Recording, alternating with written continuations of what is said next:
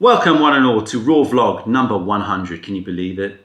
We've made 100 Raw Vlogs. It doesn't seem that long ago that I turned on the camera and just started randomly talking, and it became something of a habit. And I actually quite enjoy that process of just turning on the camera, usually when I'm bleary-eyed, half asleep, not looking particularly good. As many of you will notice, I'm like, just like usually I've stumbled out of like putting my daughter to bed, and like, I'm a bit like, hairs everywhere, and I'm like, okay, turn on the camera. I look worse for wear, but I don't care. And just talking about life, just talking about tea, doing some sampling. It really is kind of where the action is a lot of the times, because sometimes it's about finding teas that, out of the blue, that become May leaf teas. So you sort of see behind the scenes, but also just random chat. And I like a bit of random chat. So it's good. It's kind of become like sort of my journaling in a weird way. It's like a therapy. I highly recommend it to everybody out there. So yeah, 100 vlogs. This one's going to be slightly different because it's a little bit more structured, because it's the return of truth or tea bag. So I've done this before where people ask me questions and I have to answer them. And if I avoid answering the question, or I don't want to answer the question, then I will drink the tea bag. Now, I think you've seen me drink tea bags lots of times, so I thought I'd try something else. So I've gone for this, which was kindly gifted to me by a colleague who went to China. These are tea cigarettes. So this is Moli Longjing, so Longjing tea and jasmine in a cigarette form. I have not tried this before. I just opened it up. So interesting. I'm kind of intrigued to taste it. Smells like jasmine-y. I'm sure it's going to be gross. I don't smoke, so I think it's okay as a forfeit for not answering a question. I also purchased a ghost chili pepper, and I don't think I'm going to be able to answer all the questions in this video, because I've got some questions on YouTube and I've got some questions on Instagram. So I'll do the YouTube ones today, or like for this session, and then maybe for the next session I'll answer the Instagram questions, and I'll pull out that ghost pepper, and it'll be like truth or knock your head off with hardcore spice. I'm drinking Wenzhou Gold just because I saw it and I felt like it, and it's daytime. During daytime I usually prefer to drink things that are a little bit lighter. Is that true? Kind of true. Yeah, I guess so. And we are approaching spring season, so I need to sort of get my palate accustomed to lighter teas. All right, are you ready? We're going to dive in. So I've got the questions here. I really tried not to look at them. I just scrolled through scrolled to the post and looked to check there were questions there, but I am pretty much blind on this. So we will dive straight in. And if I can't answer a question or choose not to answer a question, then I will smoke the tea cigarette. All right, let's go. Am I going to read all the handle names? I'll try. Neddy Roosevelt says, what's the state of lateral bud tea? I adore elder white and purple bud, and it gets me wondering what else is possible with this style of picking. Okay, that's a very good question, because I agree with you. I love lateral bud teas. So ancillary buds that would more become branches rather than leaves. And I've done some research online to try to understand the differences, but you can see that they have a very different shape to them. They have a very different look to them. And elder white, purple buds, so Zheya and Yabao are two very famous ones. And they have a very particular, very fruity, wild, fascinating flavor profile. And they're picked usually in late winter, so February time. So I'm expecting samples of Yabao in the next week. They're the first ones that come in. Now, why aren't they making them into black teas? Why aren't they making them into other tea styles other than white tea? Some people call it pu-erh tea because it comes from the pu-erh plant, but I would not call it pu-erh tea. I think it's a white tea. So, because it's the processing. You pick it and you dry it. But why aren't they like pan firing it or roasting it or making black teas? It's a very good question. I think that they should, and I think that there's a lot of experimentation that should happen there. No doubt we are asking for any interesting styles that they can create. So I am also wondering why they're not doing that. Neddy Roosevelt. Okay, next is Apothecurial. Who is your best friend that you'd give all these two-tick teas to? All right, if you don't understand the question, the two-tick teas means that it's fallen within the range of me saying that this tea, when I taste a tea from a producer, that this tea is a very, very, very good tea. So cross means there's something wrong with it. One-tick tea means it's a very good tea, and I like it, but it's not. I'm not considering it. Two-tick teas means I really, really like it. It's very, very top quality tea. It's not quite made three-tick. Three-tick means it's good enough for Mayleaf. And so I do have a lot of two-tick teas.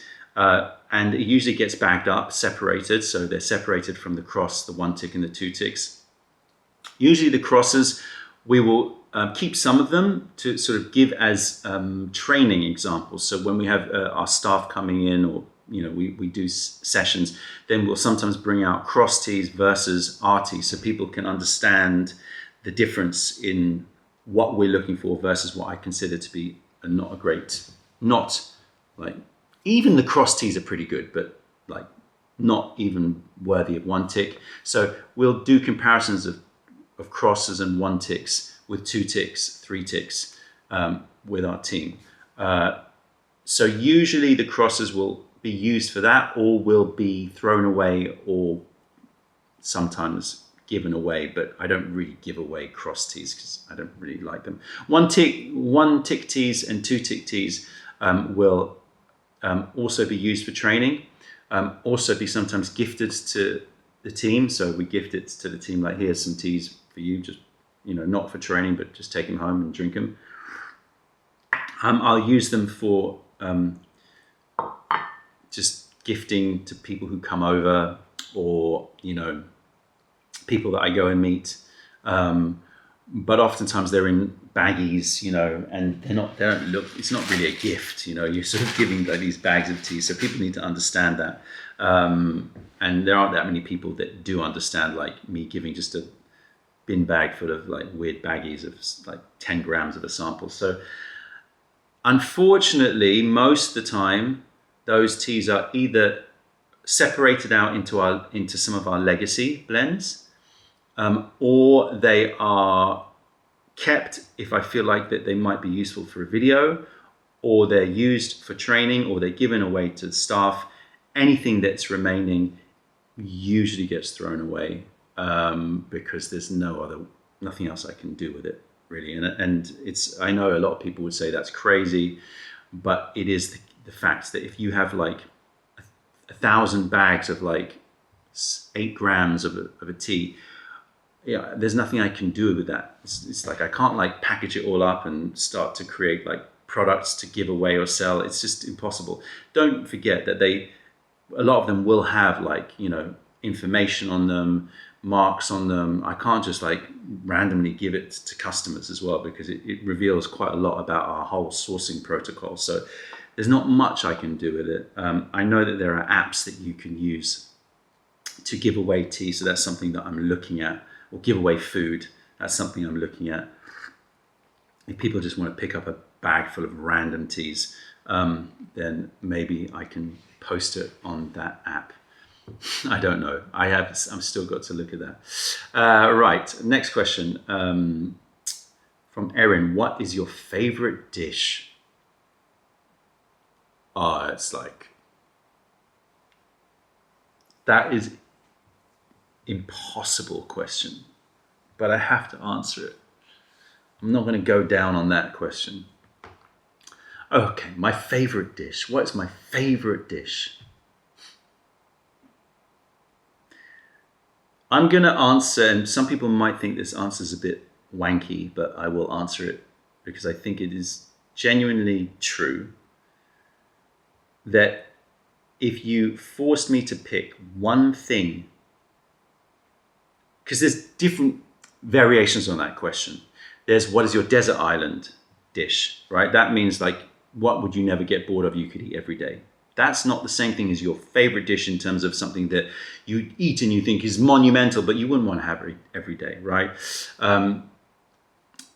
There are dishes that have a sentimental value as well, and so you consider it one of your favorite dishes because of the fact that it reminds you of your childhood or whatever. So there's lots of variations on this, but I will say that genuinely, I find sometimes the greatest pleasure out of just having an amazing bread and an amazing butter. Just top level bread and butter. It's just perfection. Salted, good butter on bread is perfection. And I know a lot of people go, oh, it's a bit of a, but genuinely, and if I go to like those, high-end restaurants, which I don't go to that often, but when I do go to those fine dining restaurants, the bread course better knock my socks off. If the bread course doesn't blow me away, doesn't matter what the rest of the dishes do. Like, that bread course has to win. And oftentimes I find that that's the thing that I remember the most. You have all these fancy dishes and all these amazing little intricate, combinations of ingredients that you never had before, and it's all interesting. But the thing that you remember was that amazing bread that was warm at the table and that amazing butter that came with it. Not that into whipped butter.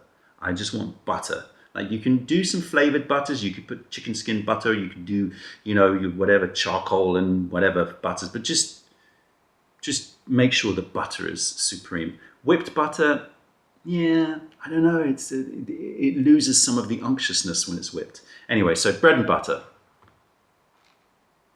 That's my answer.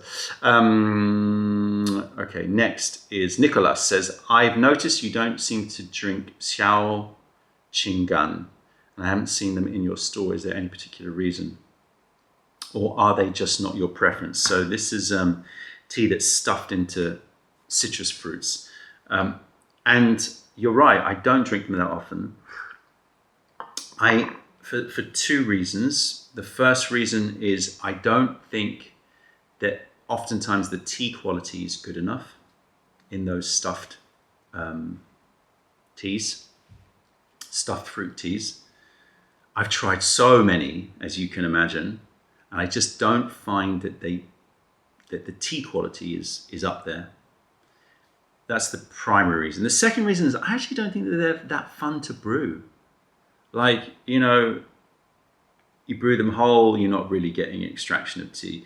You start to crack them and break them and do all that. Yeah, but it's like you sort of lose the form factor in general. And then you have like this half, because you don't usually brew the whole thing unless you have the small ones, fine, but still, like, it's a bit of a mess. That's why we make Find Your Sunshine. Find Your Sunshine is our version of that, because we mix Chenpi with pu-erh and we compress it in a cake form. But it's a blend. You just break off as much as you need and you get the perfect blend, and it's a really high quality tea and it brews up really well. But when you're doing it, with the whole little citrus fruit, you've got to break it. Oftentimes it's too much for the Gaiwan for me, and so you've got leftover. I just don't think the form factor, it looks nice to sell, but I don't think the form factor is nice to brew. But primary is because I don't think that tea is usually that great. Beth says, how good are you at playing conkers? It's been a long time since I played conkers. I mean, a long time. But I used to enjoy it when I was a little boy. And you'd have all these techniques to like make them like rock hard. I can't remember. It was something about soaking it in vinegar, then storing it in like an airing cupboard or like your boiler room cupboard, and it becomes like rock hard. But you got to make sure you drill the hole first. I've made that mistake before, where you don't put the hole in the conker, and you do that, and then it's like almost impossible to get the hole in. So there's a whole technique around it. And the shape as well. You want, like, do you want a round one? Not usually. You want one with a bit of a cutter bit, like there's a bit of a sharp bit for extra pressure. But then that affects your ability to, yeah, it's all coming back. It affects your ability to like control the spin on it. For those of you who don't know what conkers is, it's I don't know, is it a British game? Might be a British game. I used to play it a lot. And then you'd like, what was it? You'd like, if you beat somebody, you'd get a number. So like, I've beaten one person, be a oneer. But if I beat somebody who's like a tenner, then do I get to become an 11? I don't know. I think that you absorb the rating of the conkers that you beat. Yeah, they used to be pretty good. I used to like go for quite long strings, so you get a proper whack, but then there's more risk involved there. Wow, you make me want to play conkers. Thank you, Beth, for reminding me of that. Next, Colby says, do you have any stories of a tea factory pulling a switcheroo on you? I have to say, oftentimes, when it has happened, I genuinely think it is a mistake and it's not an intentional switcheroo. I don't think I can recall ever it happening, so it being I receive a batch of tea and it's not the same as the sample that I approved, right? That has probably happened to me in 25 years of sourcing, 5 to 10 times. So you think about the number of teas I've sourced, that's a very small number. And of those 5 to 10 times, I can't say that I have ever been convinced that it was intentional. There have been times I've gone, oh, that was a bit, like, it doesn't sound that kosher, but genuinely, I think the majority of the times it's not intentional.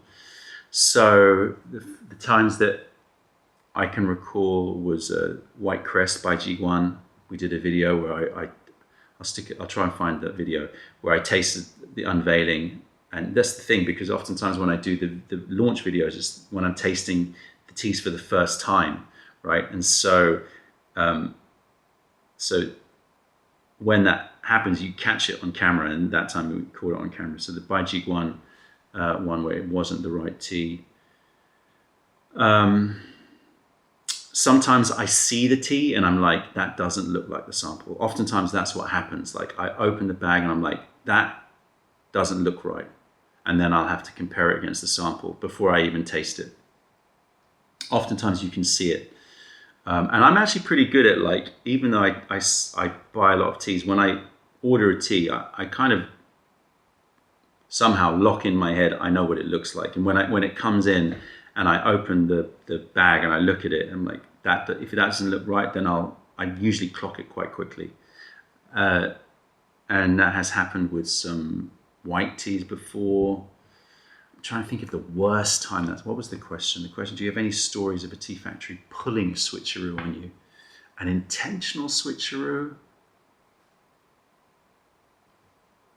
I genuinely don't have any stories of a tea factory that has been caught pulling a switcheroo on me. I'm really trying to crawl through the back of my head. Am I answering this question?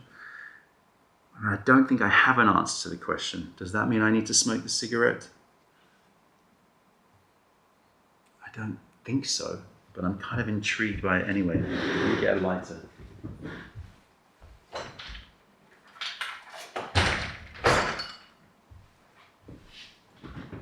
Oftentimes the excuse is this. This is the most common excuses. Oh, my team made a mistake. So what we do is we have scouts that don't really, very rarely are they associated with any particular producer or factory or anything like that. And so they send me stuff, I then approve the order. They then go back to the producer and say, we want it. And what happens what the most common excuse is that the producer says something like, either the scout says the producer like misunderstood which tea I wanted, or the producer says, oh, I asked my team to get that batch of tea, but they made a mistake. So how do you know, right, if that's true or not? You don't. So, you know, and I tend to like try to give people the benefit of the doubt. I don't feel like I answered that question properly. So I am going to, kids at home, if you're watching, don't smoke. Terrible habit. This apparently has no nicotine in it.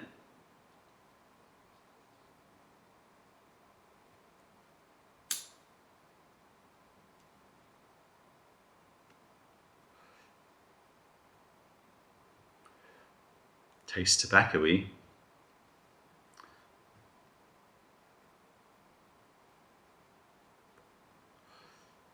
Does not taste tea-like at all.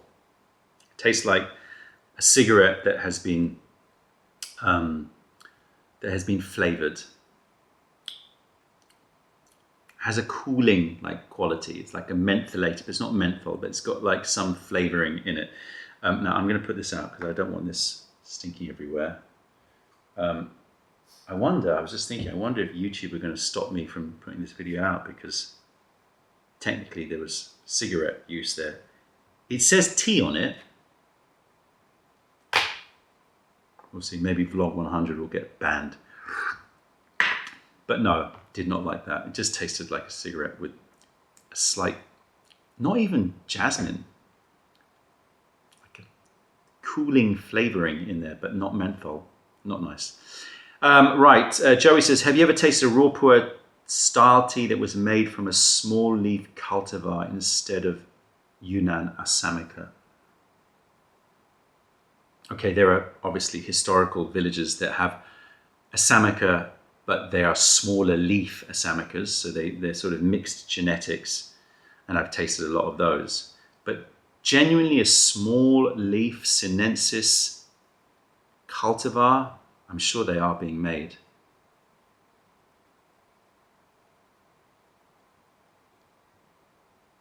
I mean, I think that those areas, the names escape me, was it Heaven Surveyor? Where's that from again? Ibang. You know, they have small leaf genetics, which I guess are hybrids of sinensis and Assamica. So that's the most that I've tried. I've never tried a strictly sinensis small leaf variety that's been made into a pu-erh. It would probably be very floral, but very astringent. Fraser says, would you ever open another physical shop tea room? Yes, I would, but the concept would have to be very, very refined. So it's not something that is like what we have now. Because what we have now is sort of like a luxury. It's a beautiful luxury experiment of like, people can come and just drink tea, and there's a reason why there aren't tea houses like us around, because you don't make that much money. It's very low profit because of the fact that people are spending whatever, £10, £15 on a tea, and then they're sitting for 3 hours. Like if you think about the turnover, it's not great, right?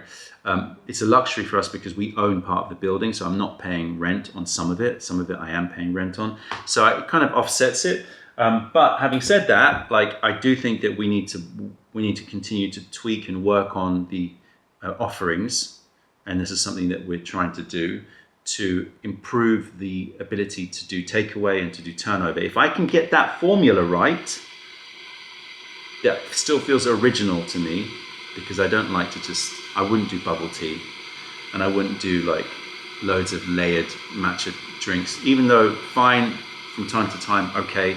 But all of these sort of like, you know, this trend towards taking the bubble tea or the cream cheese topper teas and all this stuff, which again, I'm not against because they're quite tasty, but they are basically desserts in a cup, right? And for me, they're not really what tea is about or what I want to represent in terms of tea. Having said that, like I'm not averse to playing with it and trying to create sort of hybrid versions, but I need to get that offering right. If I got that offering right and I felt like it was something that would then work as a, you know, standalone units without too much management, then yeah, I would, for sure.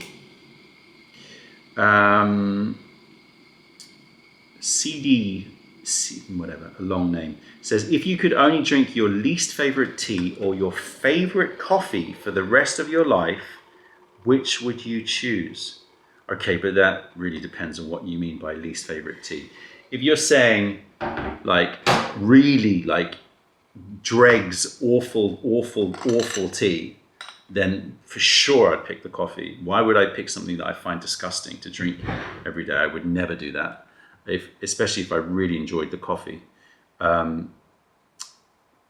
So the answer to your question is, if it's genuinely that question, your least favorite tea, that would be something awful. It'd be like some terrible, I don't want to mention names, but terrible scented dregs of, that would just like badly scented, bad tea, awful, or even unscented teas, but just awful, just like tea dust mulch that you just tastes terrible. That would just make me even sadder, I think.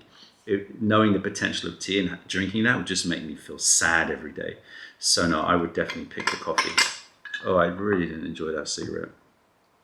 Ugh. I hope that I can answer all the rest of the questions. Supersonic says, is this what you really want to do for the rest of your life? What are your secret plans and aspirations? Okay, now we're getting into the personal territory. This is where I might swerve things a bit. I don't want that cigarette though. Wenjo Gold for the win. So first part of the question, is this what you really want to do for the rest of your life?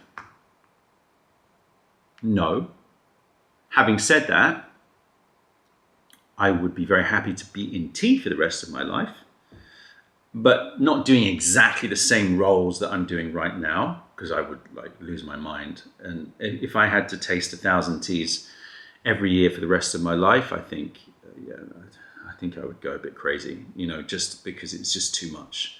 And it would eventually start to degrade my enjoyment of tea. So I wouldn't want to do that. I would be very happy to work within the world of tea for the rest of my life, no problem. What are your secret plans and aspirations? Okay. I definitely would like to write. It's a weird thing, right? Because on the one hand, let me just quickly check the time because I've got to pick up my daughter. Okay. On the one hand, I don't really see myself as a writer. And to be honest with you out there, I also don't see myself as a reader that much. I don't read that many books, genuinely. And I think that surprises people because people think, oh, people think that I'm relatively well read. I'm not. I think the form factor with books is just something. I don't know. I've never been able to get down. I love going into bookshops. I love flicking through books. I love even buying books. I love the smell. I love the look. I love the potential. I love starting. My eyes get a bit fatigued quickly with this. I just get fatigued by that motion. But then I don't like audiobooks. I tried audiobooks and it's I don't know, there's something you can't, there's something about the voice, it just doesn't match with how you would sound if you read it. It's not to say I don't. Occasionally I'll listen to some audiobooks and stuff, but yeah, it's not, I just feel like the form factor from books is not that great. So I'm saying all of this preamble because it's bizarre to me, but I do really want to write something. And I think it's because I want to get across some thoughts, ideas around tea and but beyond tea, around the sensorial offerings of life. And I would love to communicate that. And I think still the best form to communicate that would probably be the written form. So that's something that I want to explore. And it's not that I want to explore it. I have been exploring it. and I've got lots of fragments of bits that I need to pull together and really understand what I'm doing. So that's one thing I would love to do. Other aspirations, I would love to continue to work in medicine, and I would love to really try to push forward some ideas that I think need pushing forward in medicine. It's weird because in some ways I am in that field because I run a clinic and I've been around it my whole life. My father was a professor in Chinese medicine. I work with doctors. I work with government agencies about health, etc., etc. I'm fascinated and, passionate about public health. But on the other hand, I'm not trained as a doctor. I'm not trained as an academic. And so I sort of come at it a little bit from an outsider's point of view at the same time, which I think is useful. Smells of cigarettes. And I would love to explore how I can maybe contribute to that. And I'm planning that. So I've got this new podcast that I'm planning to do called Rising Eye that I'm working on at the moment. I would love to do more product design.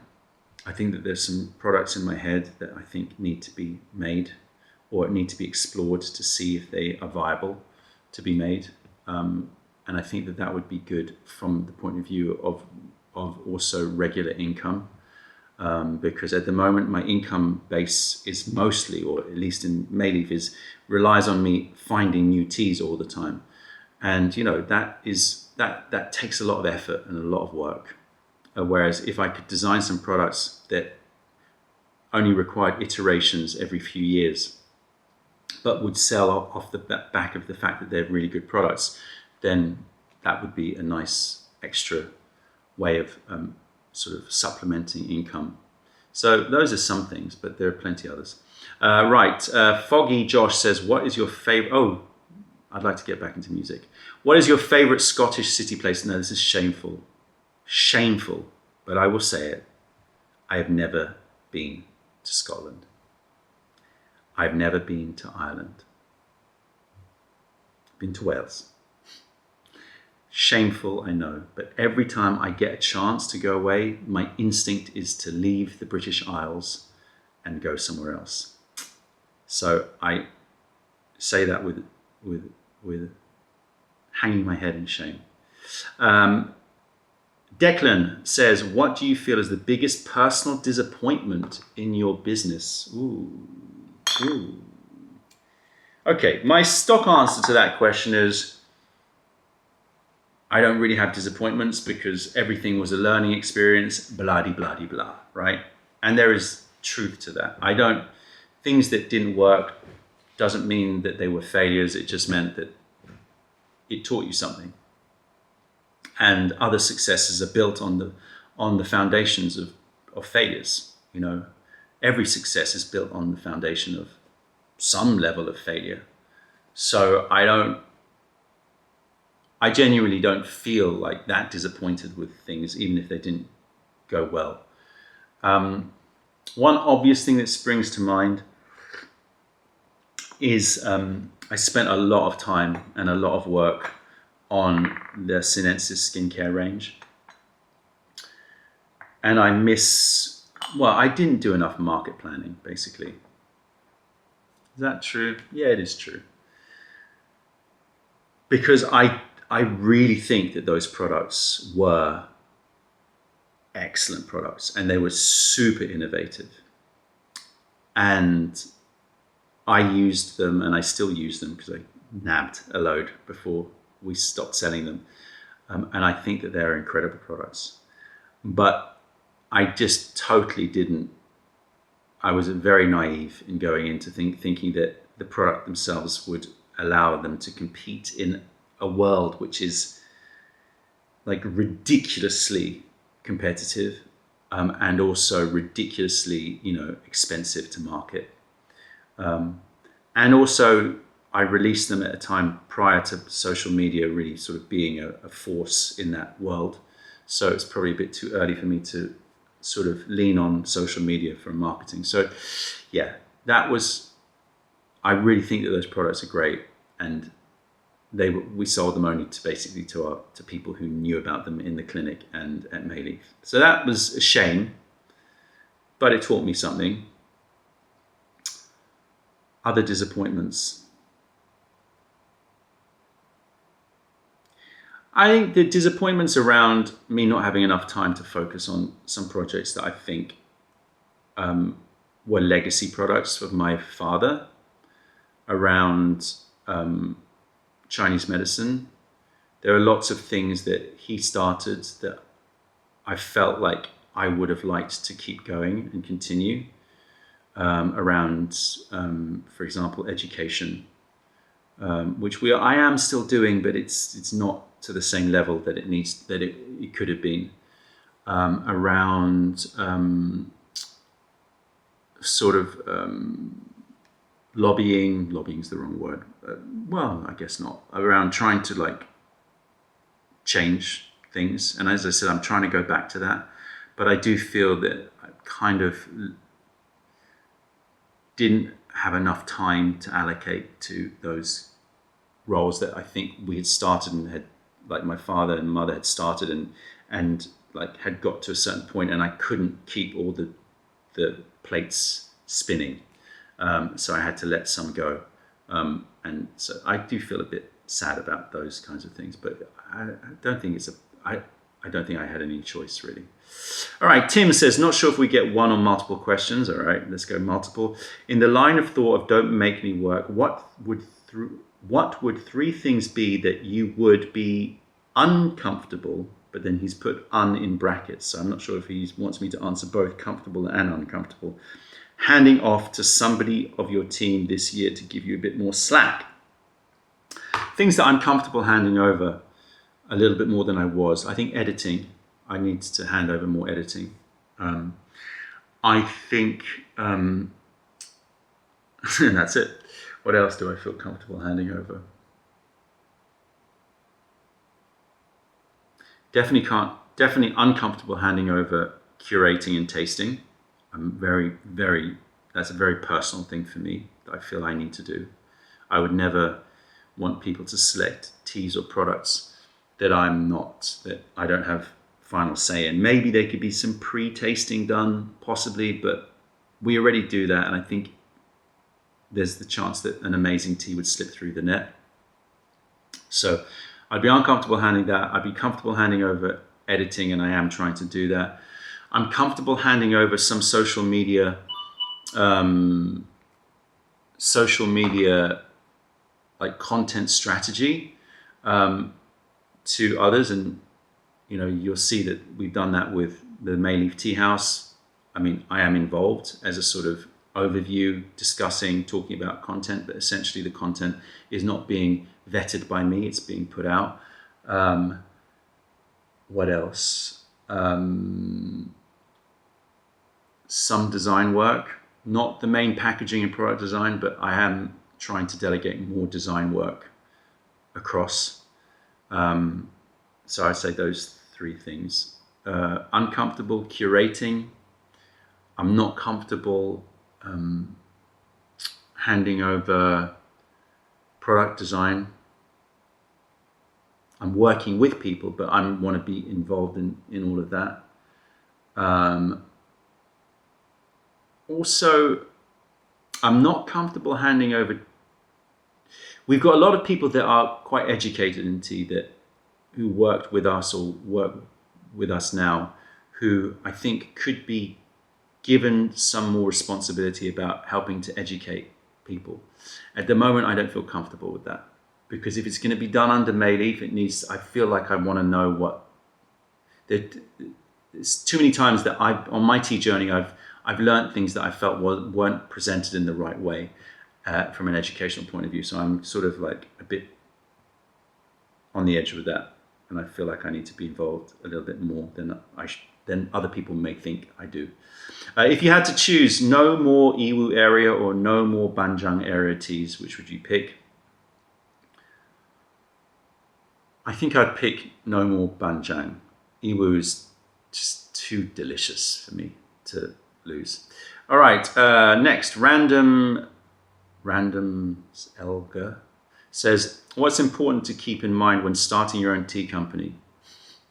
Just from idea to getting your first kilos of tea to sell. Okay, that's an entire long video. How do I distill that into a short sentence? What's important to keep in mind when starting your own tea company? Okay, I will just say what I say to most people. The first thing you need to do is really understand what it is you are offering. And I know that that sounds simple. I'm selling tea. But no, like go deeper. What is it that you're offering your potential clients? What's the value that you are giving them? Delicious tea doesn't really count.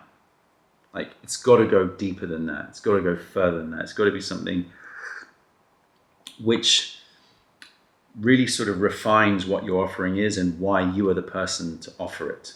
Like, what is your skill set to provide that offering? Because if there's a mismatch there, it's not going to work. So defining your offering very, very clearly is the most important thing. From there, decisions become easier, because then you know the kinds of teas that you want to stock, you know, the kinds of markets that you want to attract, therefore the kind of marketing you might want to do, the kind of branding you want to do, all of these things. And this is obviously basic branding, but it is so true, and something that I think everyone needs to do. Find your real, genuine value.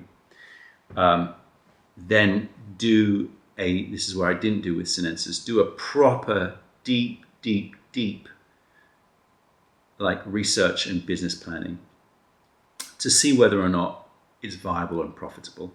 Because if I'd done that with Sinensis, then I would have not started it. And again, I'm not disappointed, because I think it was amazing as a learning thing. But you know, I think you need to do that. But start with why do you exist? And if you can't answer that really clearly, and really detailed, not like I said, because I love tea. No, it's got to be more than that. Because I think tea is great for, like, you know, building attention and presence and meditation. Okay, fine, but like go further. Like, well, there's lots of people potentially doing that. What is your specific value? That's really important. All right, next, Chiller Not Killer says, good one. Why is the shading technique not also used in China? And are there reasons why it's only used with green tea? Probably because green tea preserves the most L-theanine, but it would convert in different compounds, right? Well, L-theanine does convert when you make it into a black tea, or you make it into another tea. It converts into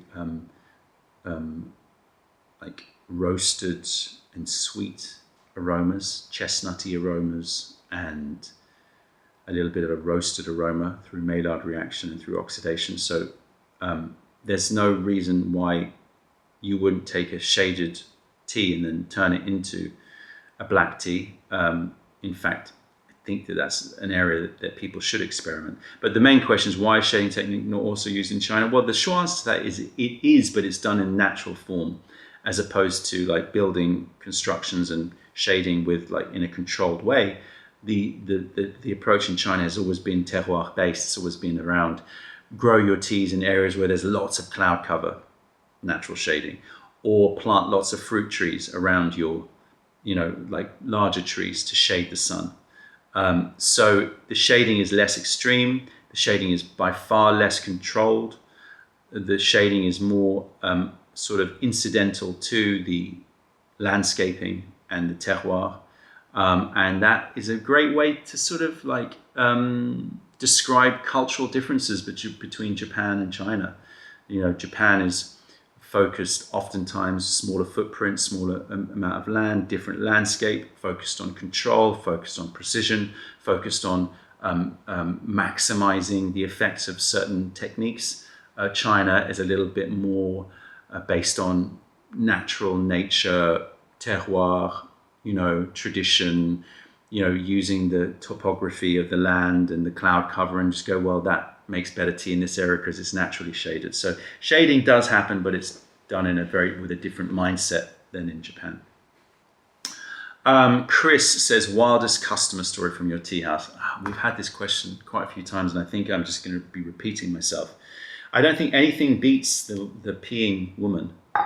I've never, like, the peeing woman story, very quick version is, we had a customer, she hasn't returned for a while, who used to come every day, or very often.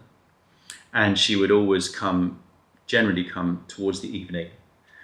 And she would order her tea at, like, I don't know, we closed at that time, I think we were closing at 8. We closed a bit earlier now, we closed at 7, but like she would come in at 7:15, order her tea.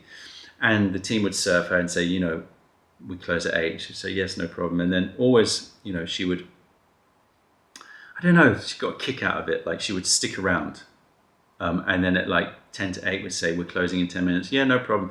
And she would just take her time and pour or whatever. And then like 8 o'clock would come around and she'd still be sitting there drinking her tea. And the team would say, you know, we need to close the doors now, la, la, la, la, la. And at that point, she would always like delay things further. And then she'd always say, I need to go to the toilet. And then she'd go to the toilet and she'd spend ages in the toilet. I don't know what it was. There was something about her that just, she likes to do that. And the team got more and more wound up. And there was one guy, Hugo, he's been on videos a long time ago, who just lost it and just could not handle it anymore. And he said, like, we're closing the doors at 8, you know. And then she said, I need to go to the toilet. And he said, no, sorry, you can't. And she said, what, you mean I can't go to the toilet? And I said, no, sorry, you can't, because it was like, it was just a pattern. And it was just happened again. And it was like, we can't do it. No, we're closing, you need to leave now. And so she went outside and then she peed in front of our shop screaming, look at what you're making me do. And she was peeing on the streets outside. That's pretty wild. You know, having a clinic, you have wild stories.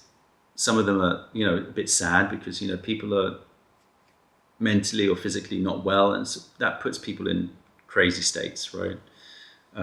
So I feel like I don't really want to talk about those because this is, you know, people who are not well, although I'm not sure how well in the head that woman was who was peeing outside our shop.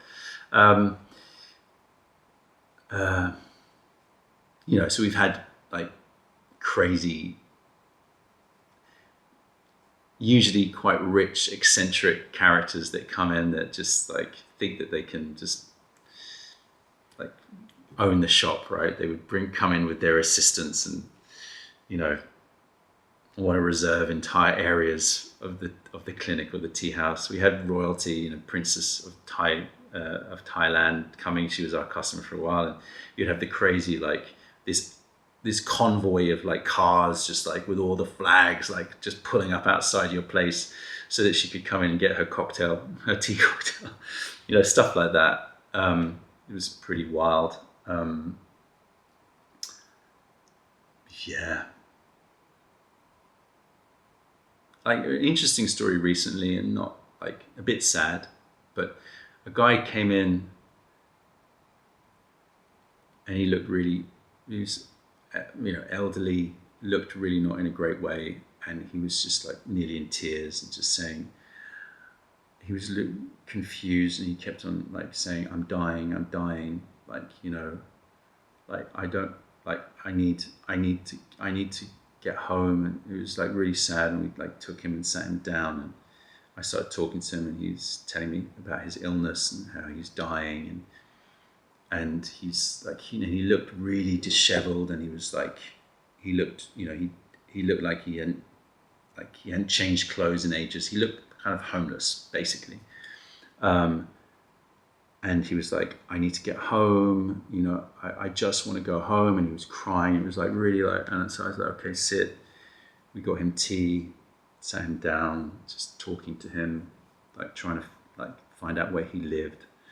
And, you know, so I said like, order an Uber. He didn't know how to use the app. So anyway, so I ordered an Uber for him, and talked to him. And then just when we were leaving, I was standing outside and was talking to him, and I ordered the Uber for him.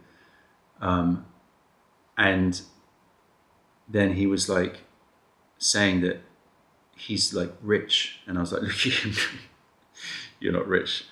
And then he pulls out of his pocket like this, like immense like wad of money, like, and it was like spilling everywhere. And I was like, please put your money away in the middle of Camden High Street, like a wad like of like £50, just like, and it was like falling everywhere. I was like putting it in his pockets, like, put that away, don't show that to everybody, you know.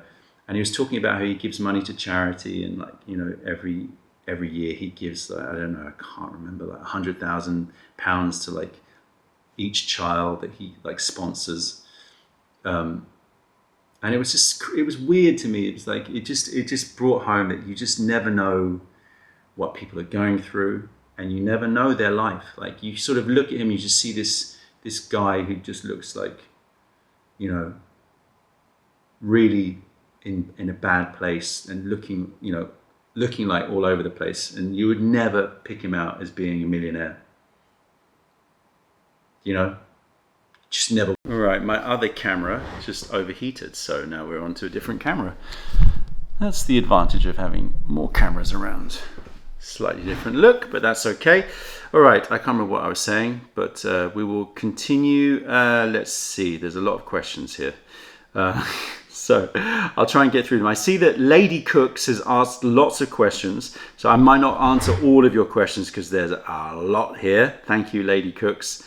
But I can't answer all of this. I really like that cigarette. It's grossed me out so much, like it really has. So I will try to answer some, but I'm not swerving because there's a lot, and they're sort of along the same lines. Anyway, so I've done the wild customer stories. Are there any teas that you sell that you personally don't like, even if they aren't bad teas per se? No, that one's a simple answer. No, I don't sell a tea that I personally don't like. Lady Cooks, okay, before you learnt how to taste tea or produce sound, do you remember the first time something you heard or tasted made you feel seen? And do you think you've been trying to return to that moment ever since? Made me feel seen. That's the bit that I'm trying to get my head around. Made me feel seen. In other words, by tasting it or hearing it, it revealed something about myself. It told a story about me. I mean, music, for sure. Wow. Made me feel seen. Okay, I'm just gonna shoot from the hip as the first thing that pops into my head. Talk, Spirit of Eden. That album. From the intro, the whole thing, listening beginning to end. For some reason, I remember when I heard that album, I felt like it didn't just sort of like affect me, but it felt like it told something about me. And there've been many times that's happened in music, but you said the first time. I think that's maybe the first time that I really felt that. Tasted. That's an interesting one. Where I tasted something and felt like it somehow communicated something about me. Other than, I guess, stuff I've cooked, because that's like, obviously that reveals something about me when I'm cooking stuff and I'm like choosing what flavors to combine. I don't know how to answer that question. I find that one difficult. Tasted something that made me feel seen.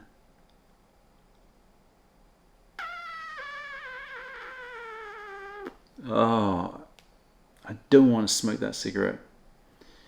It's not that I'm avoiding it. I find it difficult to answer that. I don't know what that would look like when you taste something and you feel seen by it. Like somehow the chef knows something, or the cook knows something about you.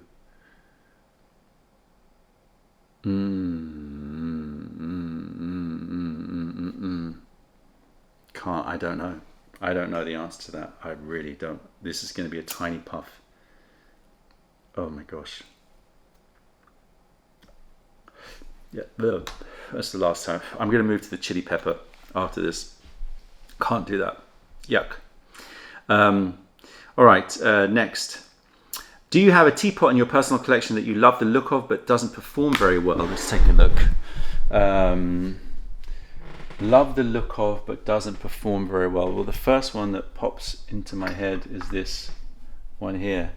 I really like, I mean, it's a bit big, but I really was hoping that this volcanic rock was gonna like do something amazing, and I kind of liked imagining making products from this material because it has a really interesting look about it.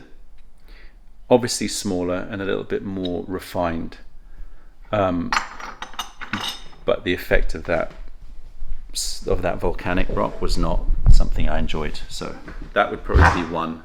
There are others, but that's definitely one that springs to mind. Oh my gosh, it makes me feel nauseous. That I'm gonna put it away. Like I can smell it. Not nice. Especially since I dunked it in water and then lit it again.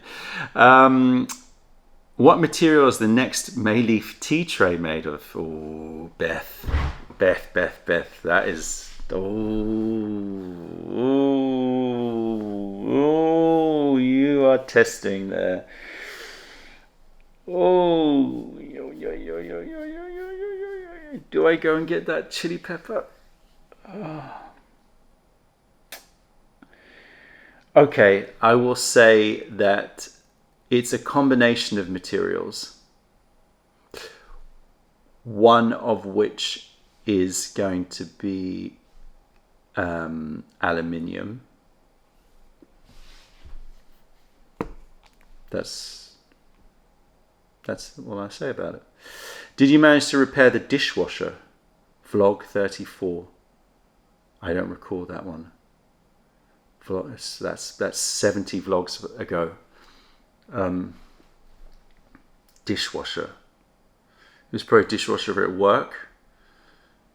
Oh yeah, dishwasher at work. It's always breaking down. We did. Yes, I remember. No, we didn't. We replaced it. We've got a new dishwasher. Another one from Beth. What would you do if you realized mid-shower that a fairly large spider sat on the wall next to you? Has that ever happened to you? It's happened to me. I remember, like, you know, having showers, like usually when you go to a tropical country like Mexico, outdoor showers, and you see like some crazy lizard or spider next to you. It has happened to me before. I'm pretty calm in those situations. I just sort of like walk away slowly. Not something that bothers me that much. Beth, another one from Beth. Have you ever had your fish and chips stolen by a seagull? No, I haven't. I love watching people's videos when that happens, though. It kind of amuses me, but that's never happened to me. Is there any historical or fictional person you would like to drink tea with? What would you serve them? What would you expect to take away from the chat? Oh, those are... I really have trouble with these questions because I know that I'm going to answer it and then look back and think, why did I say that?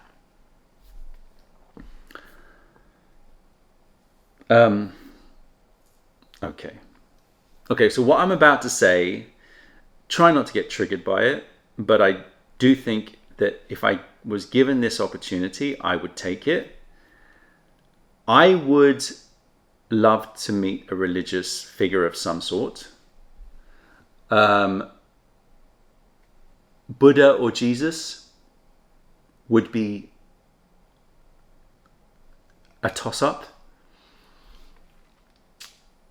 But probably Jesus, just on the basis that I would really like to understand exactly what he is saying, that's stripped away from, you know, the biblical texts and etc. etc. I really want to understand what he's, you know, what his whole vibe is.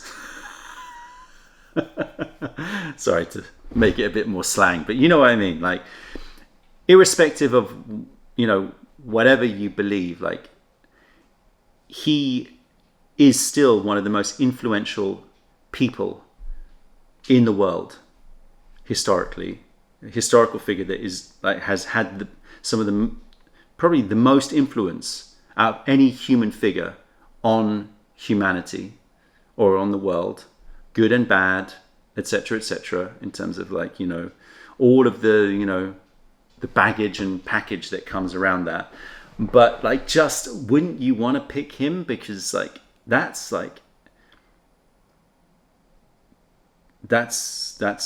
somebody that you would hope to learn something from,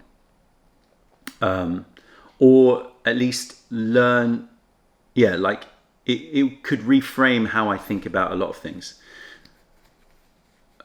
Buddha would be an interesting conversation as well, very interesting conversation. I would also throw in like a scientist, like, I don't know, historical, you said, so not someone living, because someone living, I mean, I would love to sit and chat with Roger Penrose. I'd love to sit and chat with Michael Levin and people like, but I think like just like the early quantum people, Niels Bohr, I don't know how interesting he might be, but he was, but like people like that, I'd be very interested. I'm answering with lots of people. I'd say Jesus, number one, just because, well, like I said, just the influence that man has had. What would I serve? Something that has longevity. I wouldn't pick a green tea. I'd pick something that like could give me lots of infusions. I'd probably pick a pu-erh tea.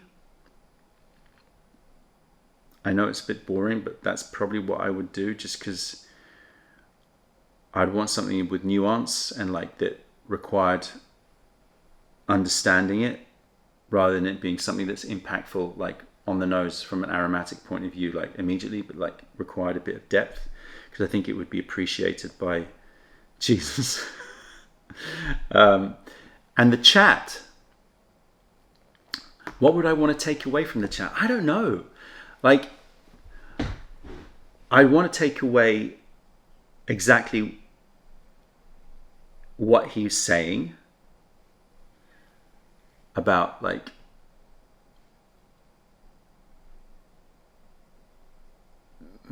yeah, like, is he saying that he's the Son of God? Or is that metaphorical? Like, as in like, you know, we're all children of God kind of thing. Like, and I know there's a lot of controversy. I'm sure a lot of people are going to write some comments, but you know, there's like, you know, there's discussions there about like the interpretation of the text, right? I want to understand it from the horse's mouth, not to call Jesus a horse, but you know what I mean? From the horse's mouth, like what are you saying? What are you actually saying? You know? And I would really want to like to try to distill like what is his actual teaching, you know, uncluttered from then human interpretation and centuries of, you know, reinterpretation. So that's what I want to take away from it. Have you ever been involved in a prank at school? What was it? Pranks on teachers, yes. We used to do all sorts of weird pranks. Like I remember like one time somebody brought in cassette tape. Remember those old cassette tapes? And like broke it, like, so the magnetic tape, and just started passing it around the class under the desk. And by the end of it was like this spaghetti of like magnetic tape all like around the whole underneath the desks. Teacher wasn't very happy. There was a time when like somebody was stealing the blackboard rubbers. What do you call them? Blackboard eraser, brush, whatever. It wasn't a brush. You know. Well, you probably don't. A lot of people don't know. But there used to be this thing that used to use to rub the chalk off the blackboard. And a friend of mine used to be like a serial stealer of that. So he used to wind the teachers up. So pranks like that, yeah. Pranks on other people, not really. Like friends, no. Did you go down on one knee when you proposed to Celine? Yes, I did. I also find it fascinating how okay, this is a different person. Supersonic U says, I also find it fascinating how coffee sellers concentrate a lot on farmers and being transparent and making sure the growers get honest pay. I feel like this is not done in the tea industry. Why do you think that is? is it politics? It's a great question. And I don't claim to know all the answers to that. I think, firstly, coffee, you're buying the green beans and then it's roasted, right? So the actual finishing of the beans is very rarely done at origin. It's usually done at point of sale or like country of sale. So obviously in London, we've got a quadrillion coffee roasters.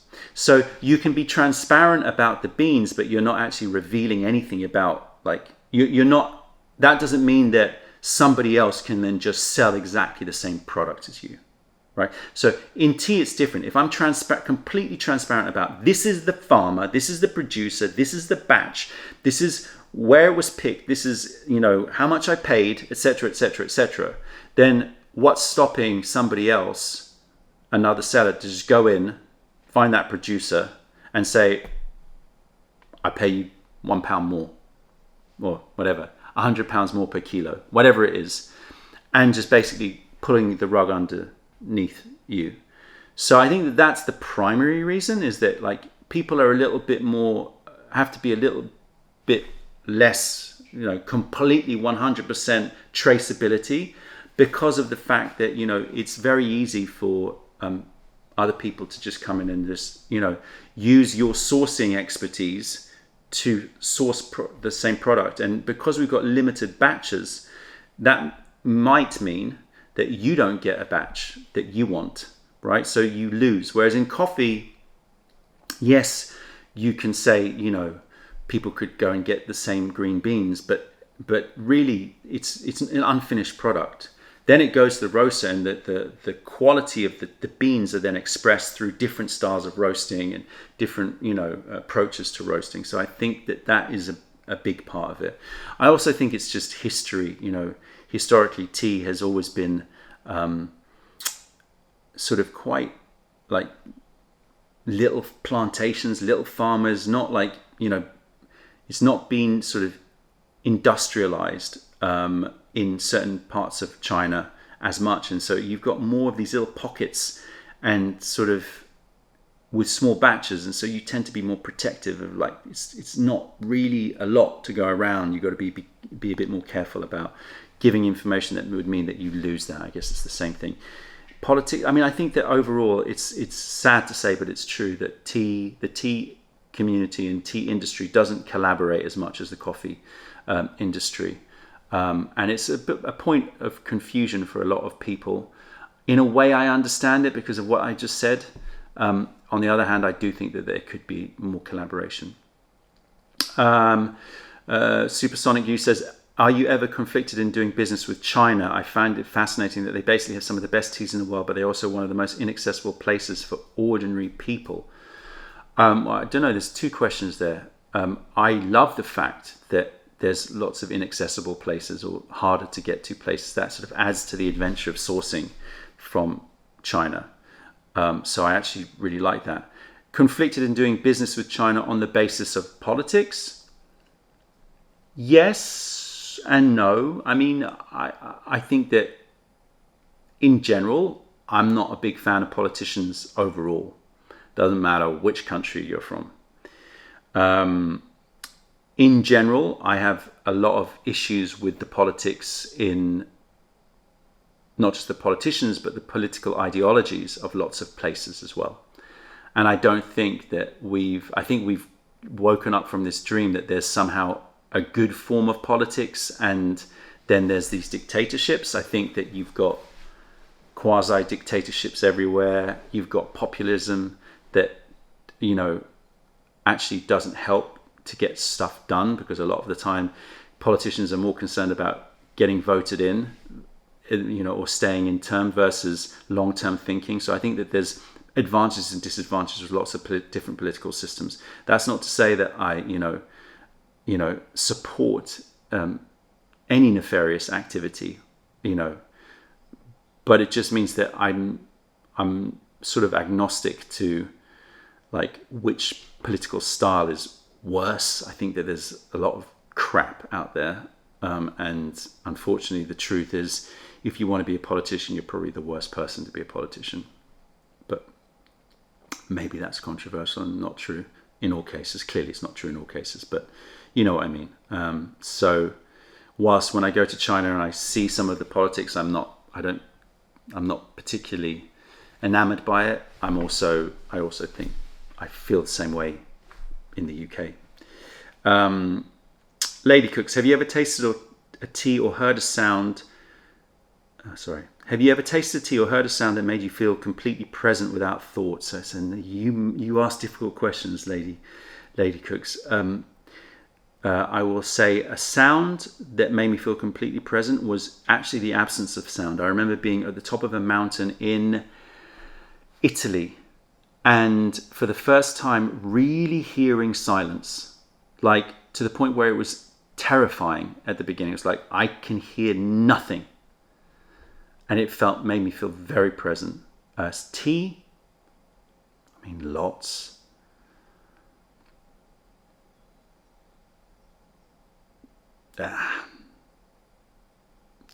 Ever tasted tea that made me feel completely present? I mean, loads of teas. It's too many to list. What do you trust more, your trained perception or your immediate intuition? Another one from Lady Cooks.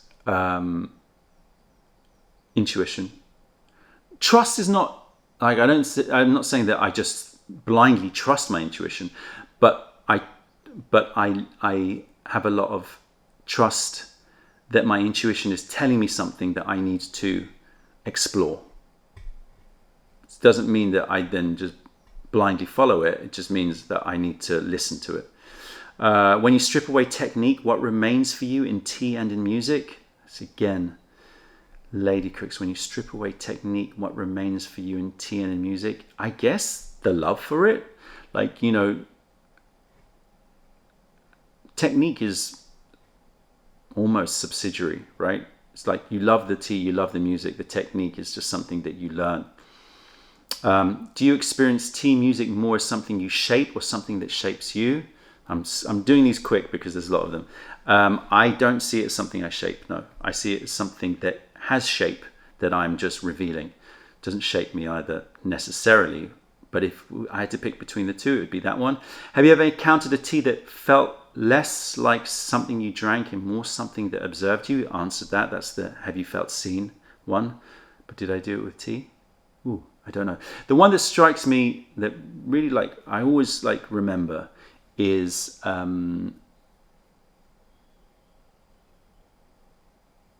it 90s vintage stem? It is, I think. 90s vintage stem. That Liu Bao. It's called vintage stem, isn't it? Is it 90s? It's not 90s. Anyway, vintage stem.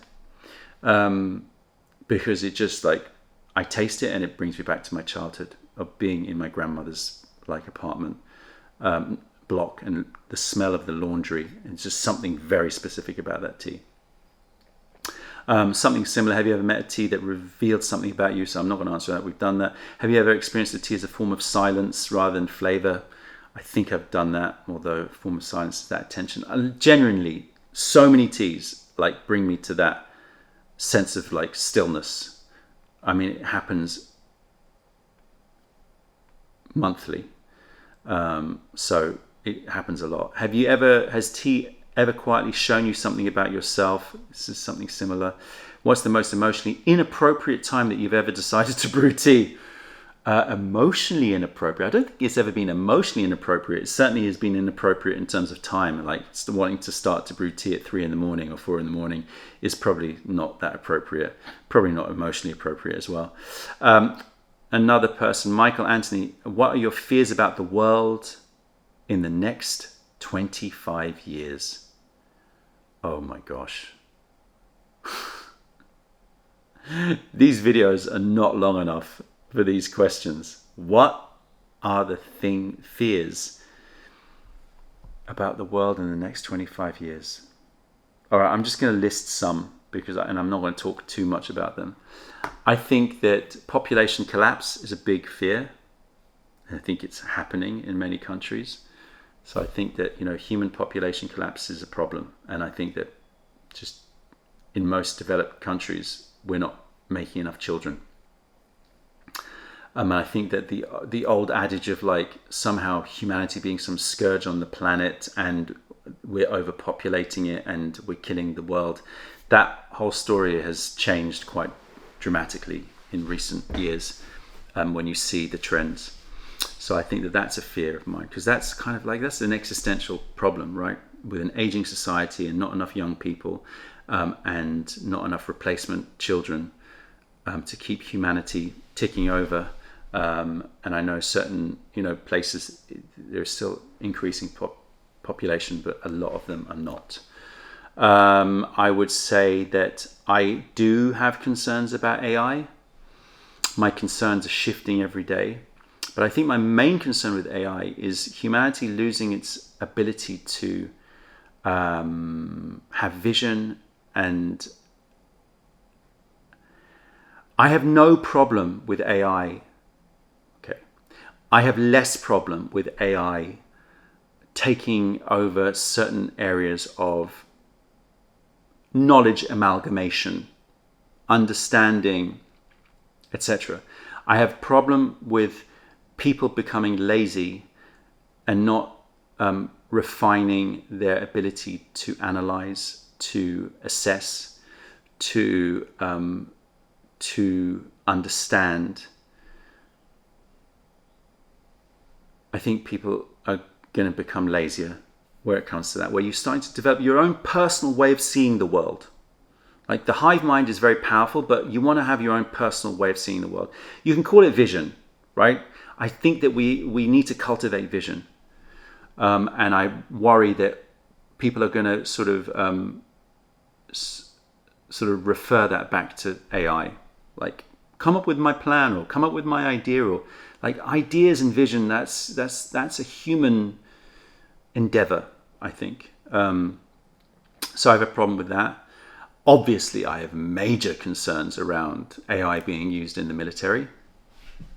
And you can, the whole battle between Anthropic and the Pentagon is a perfect example of that. The desire for for AI to be able to fire missiles without human involvement. That's kind of stuff terrifies me. And I think that if you had to put money on it, I would say that the biggest existential threat is probably the use of humans, messed up humans, evolving systems of weapons that we have less and less control over.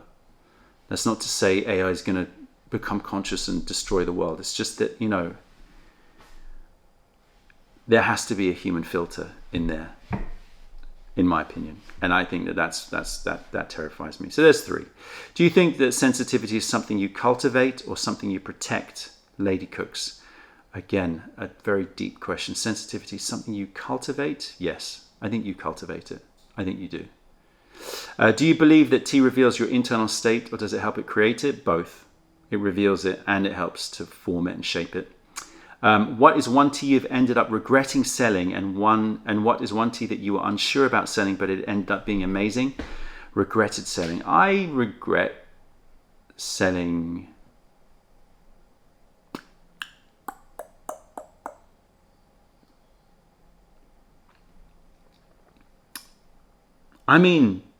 there have been plenty of teas way back at the beginning when I was choosing teas not on the basis of the same sort of philosophy of like, no, I'll only buy teas from my best friend that I would give to my best friend. When my idea was like, well, what do people want?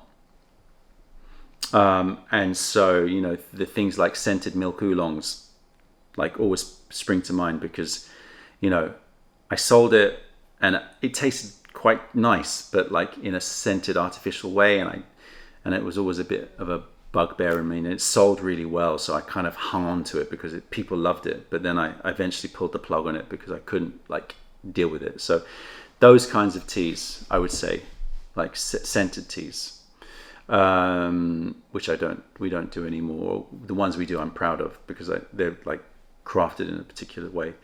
Ones they were unsure about, but ended up being amazing.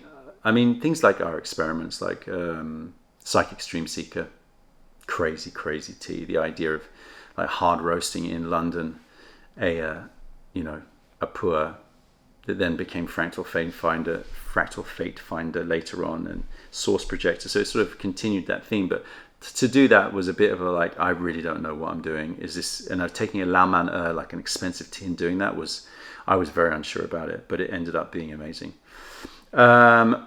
Geospatial Dave says, sorry, find it interesting to know how much you rake us over the coals. Okay, so this is a criticism. Your hesitancy in answer to these while still acknowledging them is weird. Like, you obviously have loyal customers, so what are you scared of?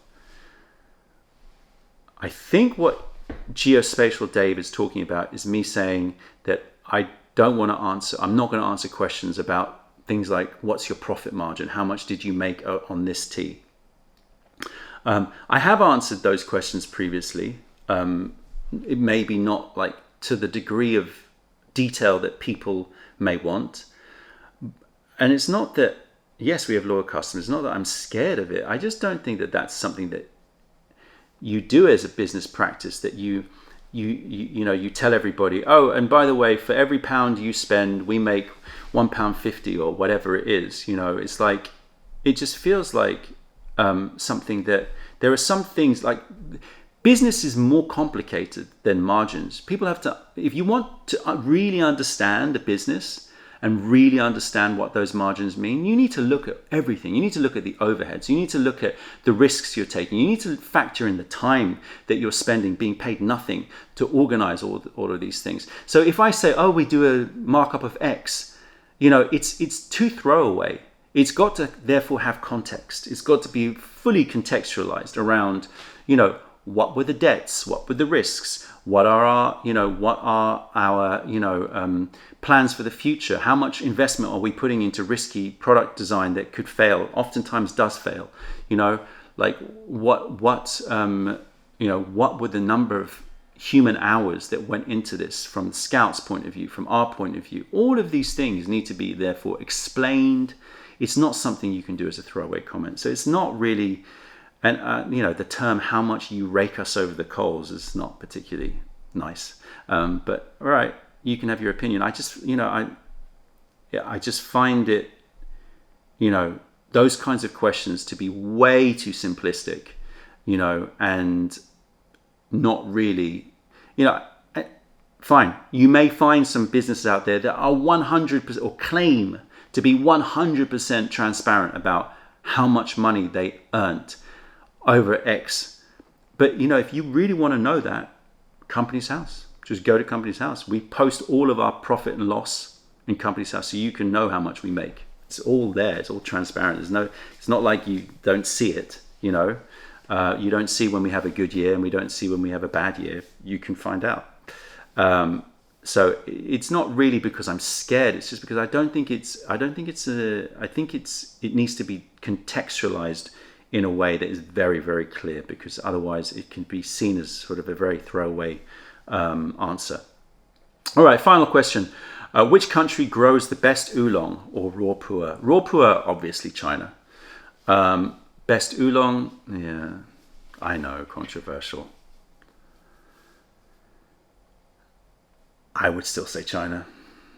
I mean, look, you got Yansha, you got Dansong, you got Tieguanyin.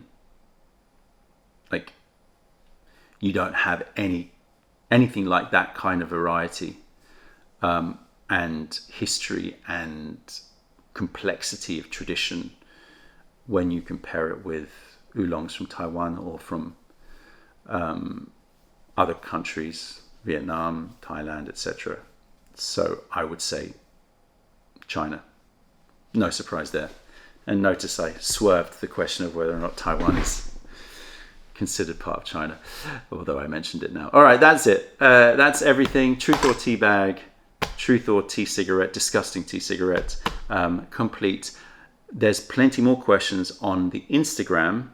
I will try to get that through those in a future vlog with a very hot chili. I might do that tonight to see whether or not I can get through those without blasting my face off with chili.